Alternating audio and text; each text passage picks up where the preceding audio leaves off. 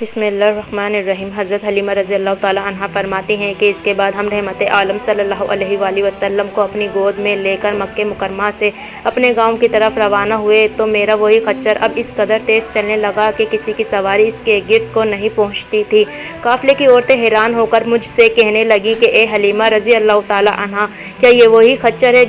جس پر تم سوار ہو کر آئی تھی یا کوئی دوسرا تیز رفتار خچر تم نے خرید لیا ہے؟ الغرض ہم اپنے گھر پہنچے، وہاں سخت قحط پڑا ہوا تھا، تمام جانوروں کے تھن میں دودھ خشک ہو چکے تھے، لیکن میرے گھر میں قدم رکھتے ہی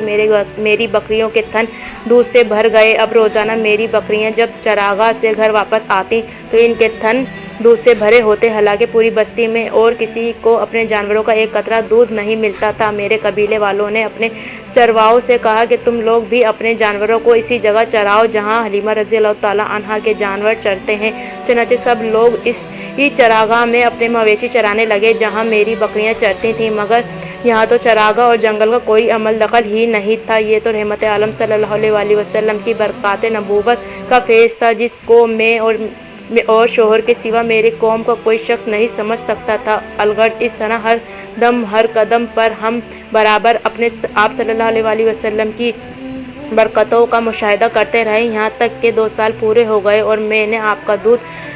چھڑا دیا۔ آپ صلی اللہ تعالیٰ علیہ وآلہ وسلم کی تندرستی اور نشوونما کا حال دوسرے بچوں سے اتنا اچھا تھا کہ 2 سال میں آپ صلی اللہ علیہ وآلہ وسلم خوب اچھے بڑے معلوم ہونے لگے۔ اب ہم دستور کے مطابق رحمت عالم صلی اللہ علیہ وآلہ وسلم کو ان کے والدہ کے پاس لائے اور انہوں نے حسب توفیق ہم کو انعام و اکرام سے نوازا۔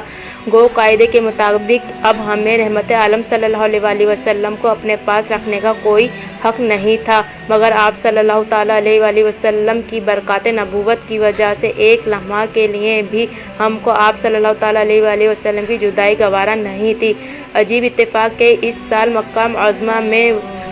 وبائی بیماری پھیلی ہوئی تھی، چنانچہ ہم نے اس وبائی بیماری کا بہانہ کر کے حضرت بی بی آمنہ رضی اللہ تعالیٰ عنہا کو رضامند کر لیا اور پھر ہم رحمت عالم صلی اللہ علیہ وآلہ وسلم کو واپس اپنے گھر لائے اور پھر ہمارا مکان رحمتوں اور برکتوں کے کان بن گیا اور آپ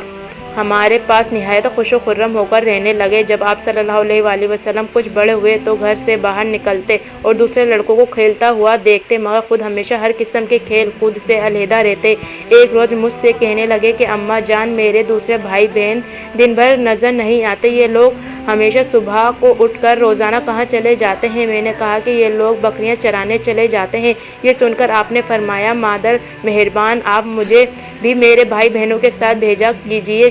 چنانچہ آپ صلی اللہ علیہ وآلہ وسلم کے اصرار سے مجبور ہو کر آپ کو حضرت حلیمہ رضی اللہ تعالیٰ عنہا نے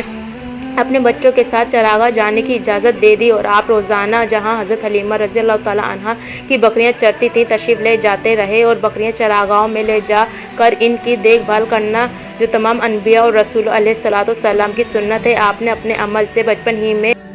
اپنی ایک خصلت نبوت کا اظہار فرما دیا۔